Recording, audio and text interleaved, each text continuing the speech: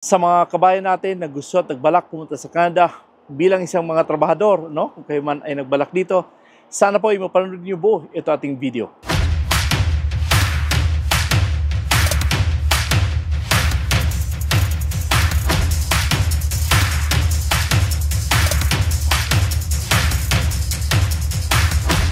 Kabayan, kumusta? Anong balita sa inyo?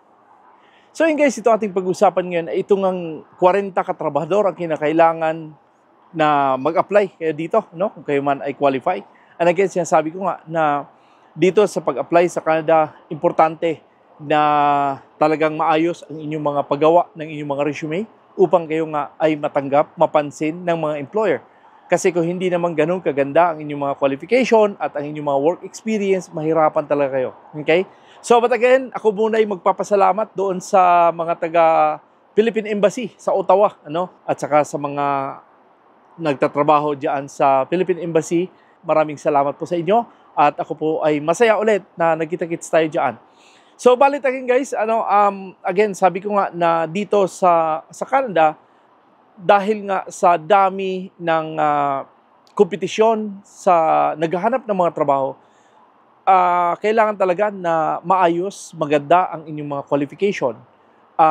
Kailangan kayong magbasa, magsulat, na ayusin ang inyong mga resume. Dahil dyan pa lang nakikita na kung gaano kayo kagaling. Ano? Dahil nga sa sinasabi ko sa inyo na dito sa pag-apply sa Canada talagang namimili ang mga employer, namimili kung talagang sino ang pinaka mas qualify sa trabaho. Sa mga nagtatanong dyan, ang Canada ba ay may age limit? Again, ang age limit naman ay depende na po yan sa mga employer at sa agency. No? Pero dito sa Canada, wala pong age limit. And again, sa mga nagtatanong din, ito ba ay may placement fee ba sa Canada? Walang placement fee sa Canada. Wala po kayong babayaran dito like yung LMIA. Hindi po obligasyon ng mga aplikante na magbayad ng LMIA dahil iyan po ay bahagi sa pag-process ng inyong papel at itong mga employer, itong mga agency ay sila ang gagastos dyan. So meron tayong mga kabayan na mga contract worker na nakapasok dito sa Canada at sila po ay akin na interview. Ang sabi nila ay umabot lang sila ng mga 50,000, 70,000 pesos ang kanilang ginastos. Doon lang sa medical, sa biometrics. So but again, kung ano pa man ang mga miscellaneous dyan, talagang konti-konti lang. No? Konti-konti lang. Subalit siya sabi sa inyo, kung kayo man ay mag-apply ng mga trabaho dito sa Canada, basahin nyo muna. Tingnan nyo muna, ako ba'y qualify dito? Kung mag-apply ako bilang isang housekeeping, ako ba ay may sapat na qualification bilang isang housekeeping?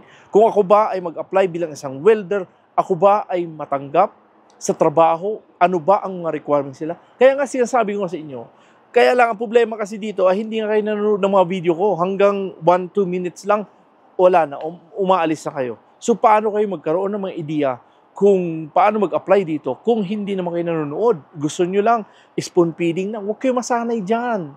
Huwag kayo masanay na natutulungan kayo na kumbaga andyan na lahat. Kailangan magbasa kayo. Kailangan mag-research kayo. Dahil itong ginagawa ko ay para sa inyo, hindi po ito para sa akin. Dahil sinasabi ko sa inyo, ako ay andito sa Canada, 19 years na ako dito. Hindi ko kailangan itong mga trabaho na ito dahil may trabaho ako. So far, may okay naman ang trabaho ko. Ako'y napaka-thankful din na maganda ang trabaho ko. Subalit, ito po ay para sa inyo.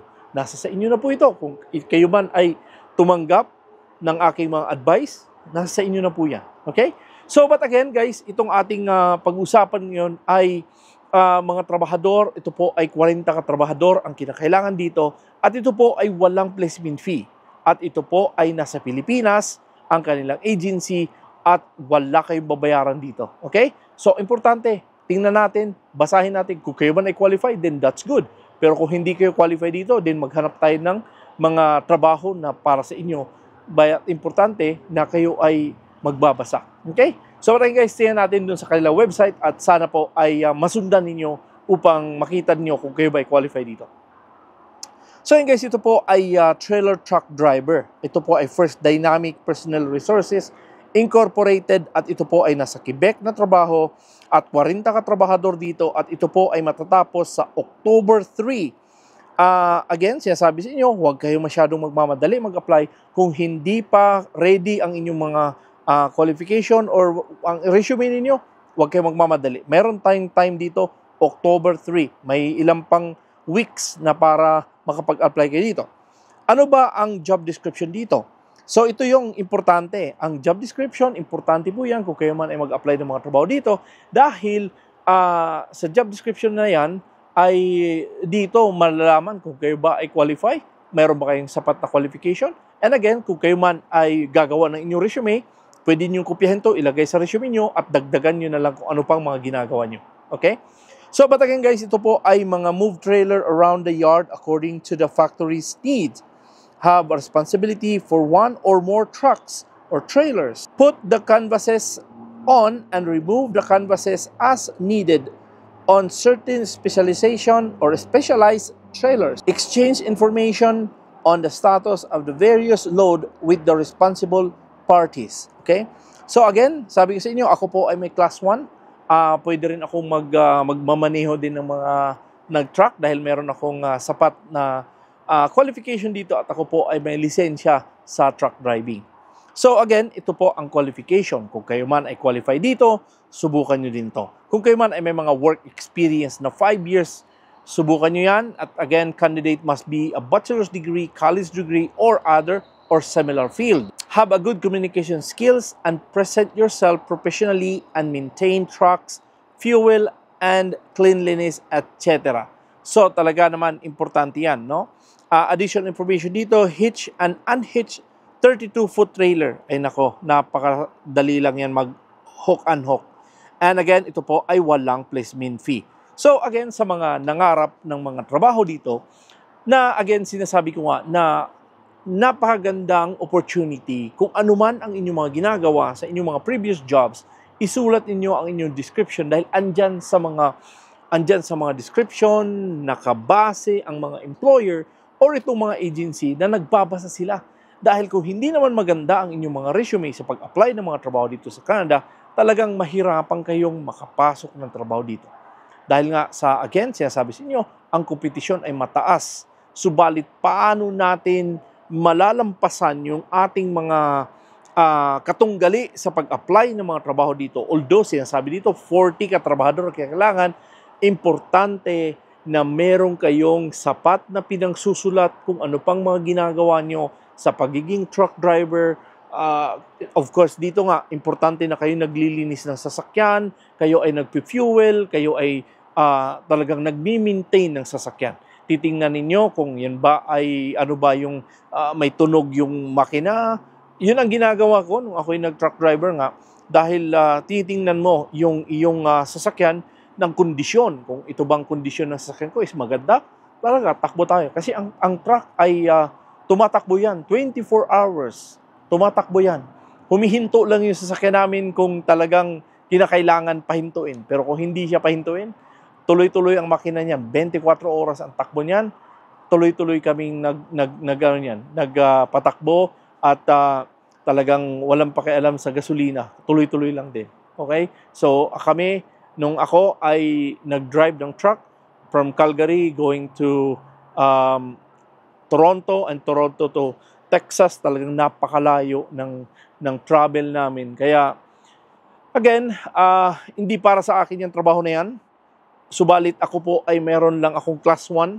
So, ang importante ngayon, kinikip ko lang yung class 1 ko. Ayoko nang i-give up yung aking class 1 dahil ang hirap din na yung aking class 1 ay i-give up ko dahil mahal na ang class 1 ngayon. Okay? Hindi na kagaya noon na meron kang 1,500 kasi yung sa akin 1,500 yon. Nangyari doon ay talagang hindi pa ganun ka-restricted na mahal. But ngayon, napakamahal na talaga. No? Abutin ng 10,000, 15,000, depende. So, but again, sabi sa inyo, maraming trabaho opportunity sa Canada, subalit nasa sa inyo na po yan.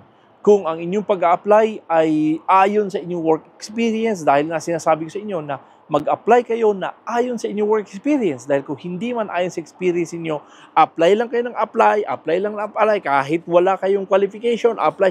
You're just wasting your time. Sinasabi ko sa inyo lagi yan.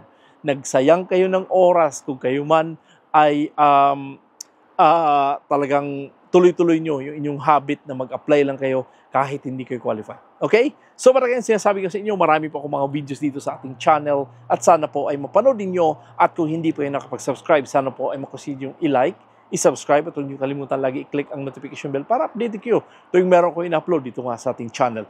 At pwede niyo i-share to ating mga video sa inyong mga kaibigan, kapag-anak na gusto tagbalak pumunta sa Canada. At again, pwede niyo i-share sa inyong mga social media platform itong aking mga videos at baka naman ay talagang sabi ko nga ay makatulong din tayo sa ibang tao na gusto at nais pumunta dito.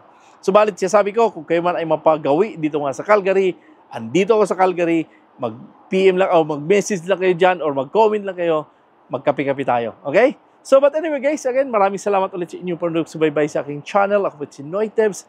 God bless and a wonderful day.